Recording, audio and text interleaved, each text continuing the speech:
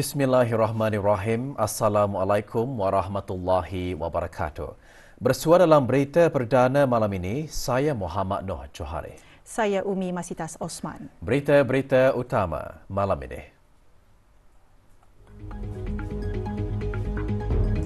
Kebawah Duli Yang Maha Mulia Paduka Seri Baginda Sultan dan Yang di-Pertuan Negara Brunei Darussalam berangkat ke Kingdom of Bahrain bagi mengadakan keberangkatan negara.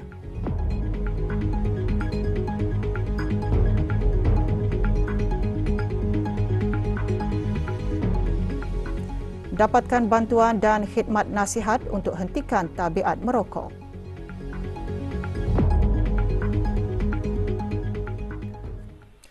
Kebawah Duli Yang Maha Mulia Paduka Seri Baginda Sultan Haji Hassanal Bolkiah Muizzati wad Daulah Ibni Almarhum Sultan Haji Omar Ali Saifuddin Saadul Kariwaddin, Sultan dan Yang di-Pertuan Negara Brunei Darussalam berangkat ke Manama Kingdom of Bahrain bagi mengadakan keberangkatan negara yang akan berlangsung pada 9 hingga 11 Jun 2023. Berangkat mengiringi Kebawah Duli Yang Maha Mulia Paduka Seri Baginda Sultan dan Yang di-Pertuan Negara Brunei Darussalam ialah Duli Yang Teramat Mulia Paduka Seri Pangeran Muda Abdul Matin. Sebelum berangkat dari Istana Nurul Iman, doa selamat dibacakan oleh Yang Berhormat Pihin Orang Kaya Paduka Seri Utama Datuk Paduka Seri Setia Haji Awang Salim bin Haji Besar.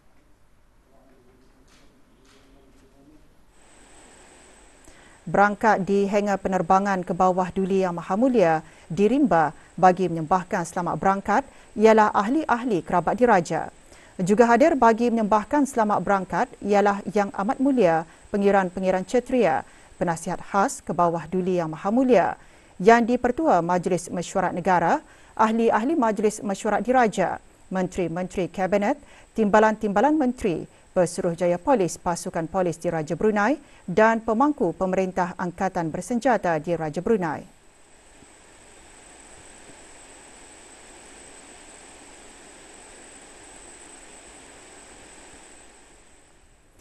Jabatan Penerangan Jabatan Perdana Menteri selaku agensi peneraju mengadakan program Rihlatul Ukhuwah penerangan ke Rumah Panjang Buau dan Rumah Besar Sukang Mukim Sukang Ulu Blaid, Kelmarin. Program merupakan platform komunikasi dua hala di antara pihak kerajaan, pertubuhan bukan kerajaan NGO dan pihak swasta dengan rakyat dan penduduk bagi meningkatkan kefahaman mengenai inisiatif pembangunan negara. Hadir Yang Berhormat Awang Saleh bin Haji Osman dan Yang Berhormat Awang Muhammad bin Abdullah alias Lim Swee An, ahli-ahli Majlis Mesyuarat Negara. Lebih 100 orang mengikuti program Rihlatul Ukhuwah penerangan yang mewakili agensi-agensi kerajaan dan swasta selaku rakan strategik Jabatan Penerangan. Pengisian program termasuk penyerahan sudut penerangan dan beberapa taklimat. Mengetuai rombongan Dayang Siti Bismi Nurul Iman binti Haji Awang Imzah, pemangku pengarah penerangan.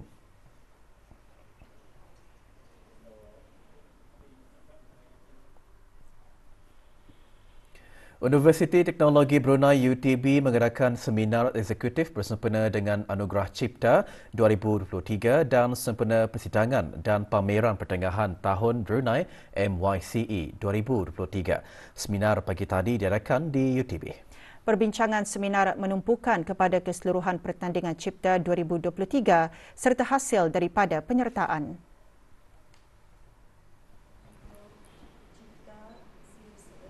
Video seminar eksekutif dirasmikan oleh Datin Paduka Profesor Dr. Dayang Hajah Zohrah binti Haji Sulaiman, Naib Chancellor UTB, dikendalikan oleh Dr. Lim Pang Jen, pengerusi bersama Jawatankuasa Teknikal Cipta di UTB.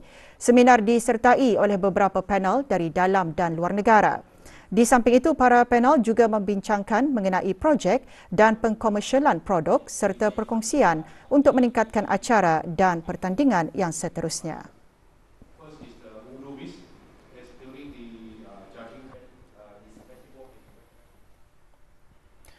Dengan menumpukan menangani isu kemampanan, tema pertandingan Anugerah Produk Kreatif, Inovatif dan Pemajuan Teknologi Cipta Duli Pengiran Muda Mahkota 2023, Inovasi untuk Matlamat Pembangunan Mampan SDG, menekankan tidak balas kepada agenda SDG 2030 selaras dengan Wawasan Brunei 2035. Pertandingan mengetengahkan produk dalam bentuk peranti digital dan alat elektronik yang dihasilkan oleh para pencipta muda.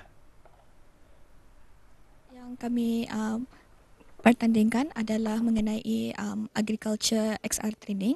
Setelah mempelajari cara yang tradisional, so kami ingin mendigitalisasi kaedah-kaedah untuk mengembangkan lagi sektor agriculture, terutama untuk orang-orang lokal.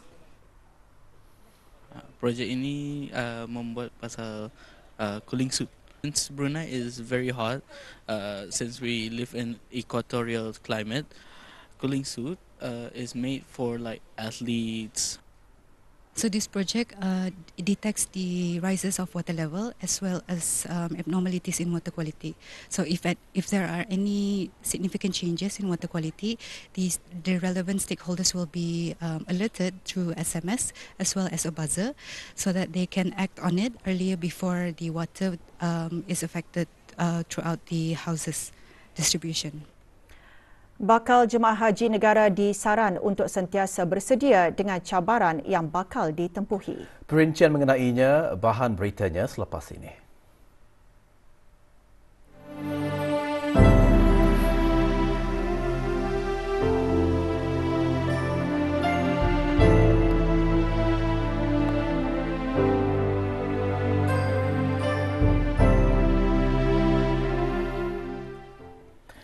Dalam usaha pejabat urusan jemaah haji untuk membekalkan jemaah haji negara dengan panduan yang tepat, sesi ceramah bimbingan haji diadakan bagi jemaah yang mengikuti pakej syarikat At-Taqwa. Ceramah diadakan di salah sebuah hotel di Madinah. Ceramah disampaikan oleh Hajah Zunainah binti Haji Gunung, Guru Agama Pejabat Urusan Jemaah Haji Negara Brunei Darussalam di Arab Saudi. Sementara itu, Ketua Rombongan Perubatan juga mengingatkan para jemaah untuk sentiasa bersedia dengan cabaran yang bakal ditempuhi.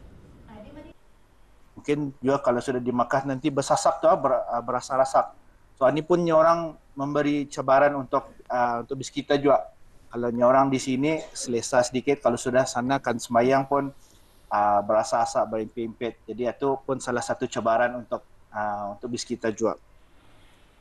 Sementara itu, sepanjang berada di Madinah, jemaah haji negara yang mengikuti pakej syarikat Strait Central Agency (SCA) meneruskan ziarah sekitar kota Madinah.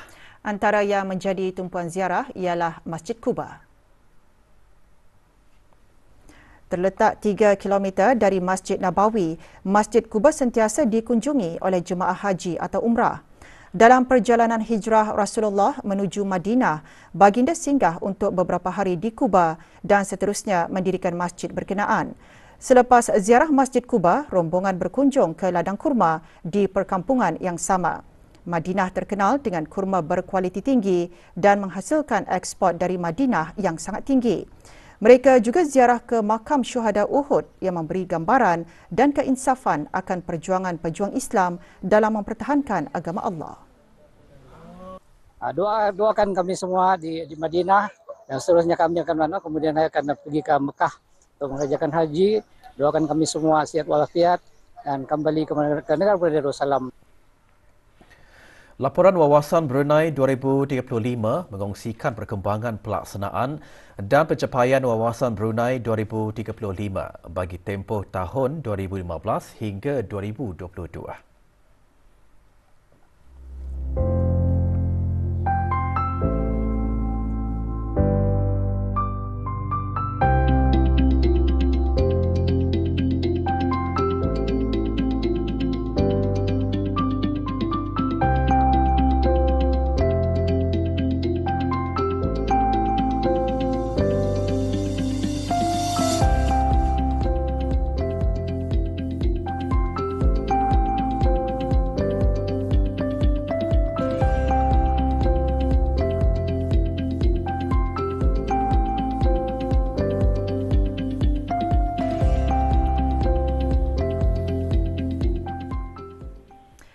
Upacara serah terima tugas Pemerintah Tentera Darat di Raja Brunei TDDB diadakan pagi tadi.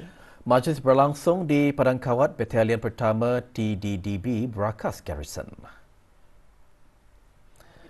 Brigadier Jeneral Haji Muhammad Shahun Nizam bin Sulaiman, Pemerintah TDDB ke-14, dalam ucapannya antara lain berkata 3 panduan asas iaitu Satria, Setia dan Sedia akan dapat menjana dan meningkatkan semangat kesatriaan, kesetiaan dan kesiapsiagaan setiap anggota TDDB.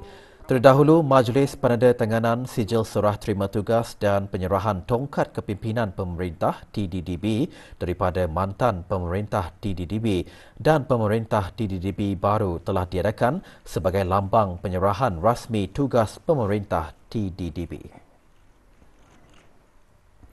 Tidak dapat dinafikan terdapat segelintir masyarakat yang kurang bertanggungjawab dengan membuang sampah sesuka hati di tempat-tempat yang tidak sepatutnya sehingga mencemarkan keindahan alam sekitar. Semua makhluk, tidak kira manusia, binatang ataupun tumbuh-tumbuhan, semuanya bergantung kepada sumber-sumber semula jadi di muka bumi ini.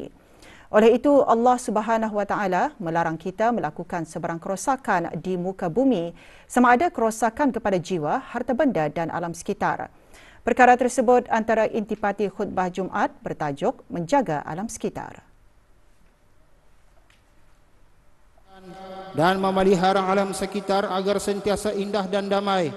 Marilah kita memainkan peranan dan melaksanakan tanggungjawab untuk menjaga kebersihan serta melindungi alam sekitar dari apa jua bentuk pencemaran dan kekotoran. Mudah-mudahan dengan mengamalkan kebersihan dalam kehidupan kita, negara Brunei Darussalam akan menjadi sebuah negara yang indah, bersih dan bebas dari sebarang penyakit dan mara bahaya.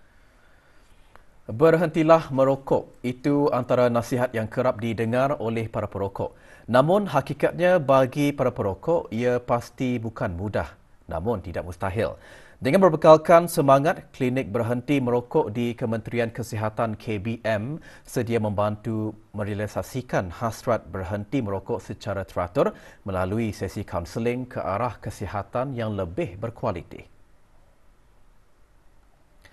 Berhenti merokok memberi banyak manfaat terhadap kesihatan. Menurut KBM, manfaat berhenti merokok akan dapat dirasakan oleh perokok setelah 5 hingga 10 tahun, iaitu risiko kanser paru-paru berkurangan hampir separuh dan risiko strok dan penyakit jantung juga berkurangan.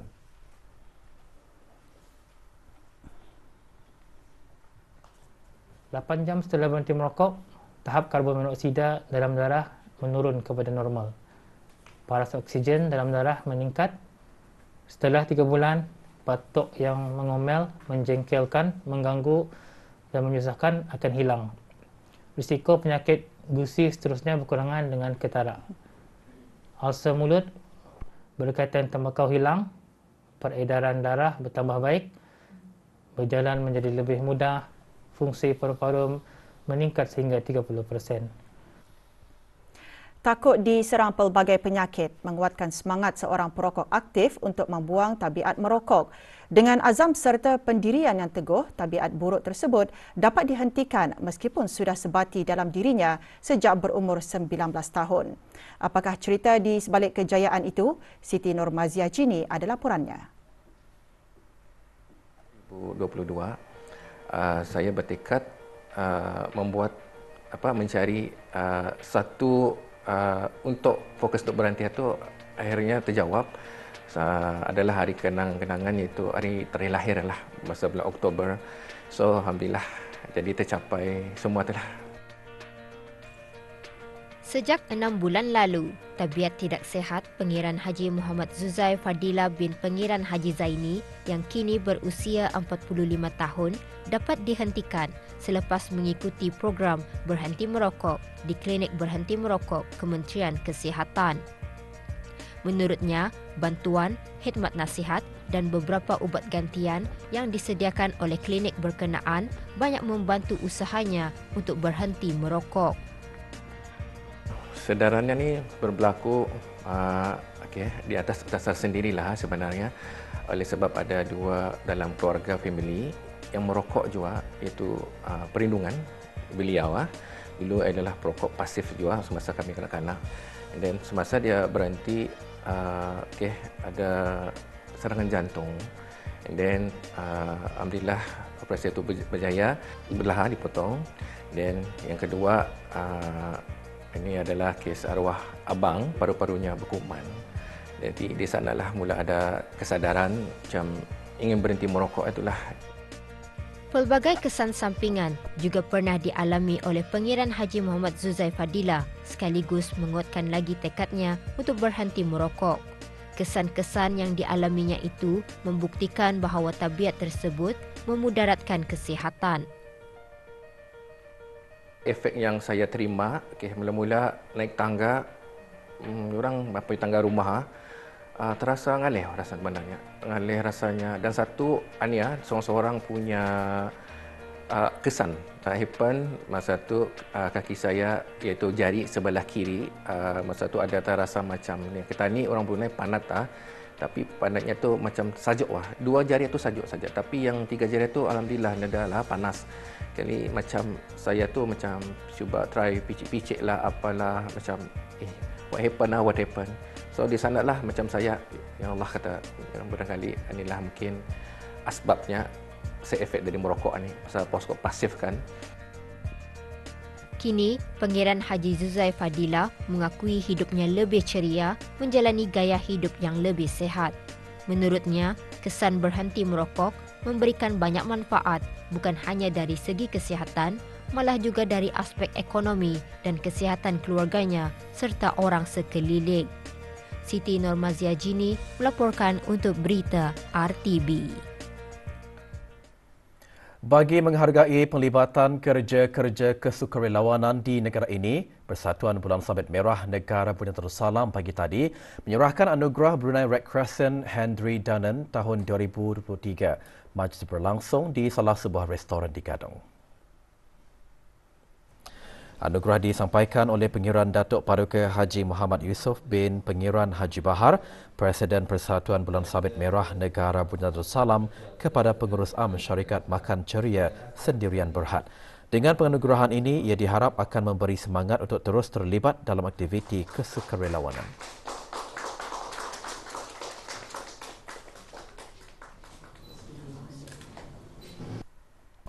InsyaAllah projek ini akan berterusan di mana kami akan lebih bekerjasama dengan BDRC maupun dengan pihak NGO yang lain kerana ia juga merupakan satu pembakar semangat. Orang ramai disarankan untuk sentiasa berwaspada apabila menerima panggilan telefon atau pesanan ringkas daripada nombor-nombor yang tidak dikenali sama ada tempatan atau antarabangsa. Saranan itu ditekankan oleh Brunei Darussalam Central Bank BDCB berikutan maklumat mengenai beberapa penipuan kewangan yang menggunakan nama dan logo BDCB sebelum ini iaitu Authority Monetary Brunei Darussalam AMBD dan susulan aduan orang ramai yang dihubungi oleh individu-individu yang menyamar sebagai kaki tangan BDCB melalui panggilan telefon, perkhidmatan pesanan ringkas SMS atau aplikasi seperti WhatsApp dan Telegram. Sesetengah penipuan kewangan juga menggunakan nama dan logo BDCB untuk mendakwa bahawa terdapat yuran atau caj yang perlu dibayar. Ia bertujuan untuk mendapatkan butiran peribadi dan perbankan mangsa. BDCB dalam siaran akhbarnya juga menasihatkan orang ramai untuk sentiasa berhati-hati apabila menerima panggilan atau pesanan ringkas daripada nombor yang tidak dikenali.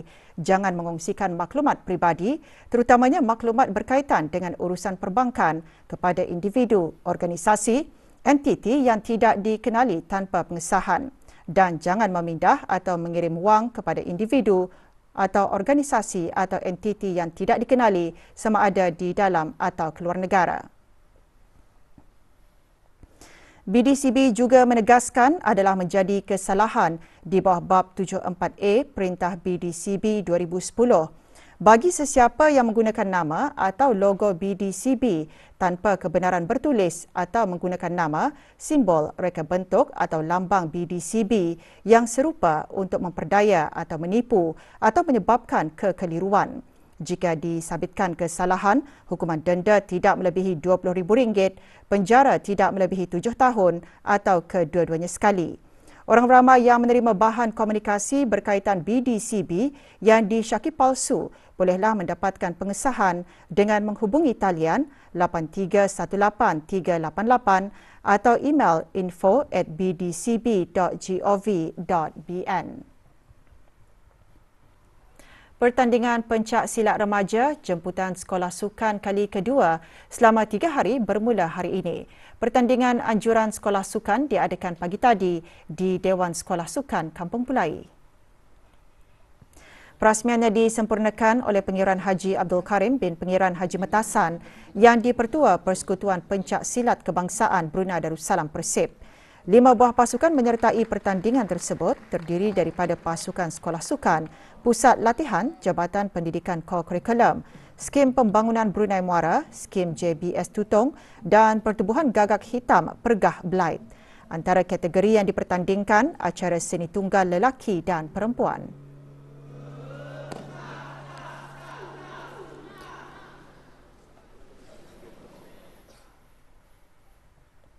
Sempena Hari Olimpik Antarabangsa, Majlis Olimpik Kebangsaan Negara Brunei Darussalam dengan Jabatan Belia dan Sukan Kementerian Kebudayaan Belia dan Sukan menganjurkan larian Hari Olimpik 2023.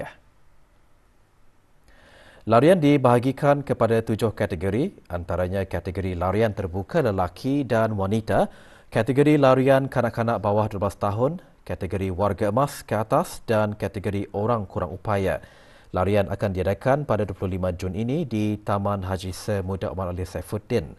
Pendaftaran adalah percuma dan dibuka sehingga 12 Jun 2023 dari pukul 8 pagi hingga 11.30 pagi dan 2 petang hingga 4 petang di Stadium Negara Hassanul Bolkiah.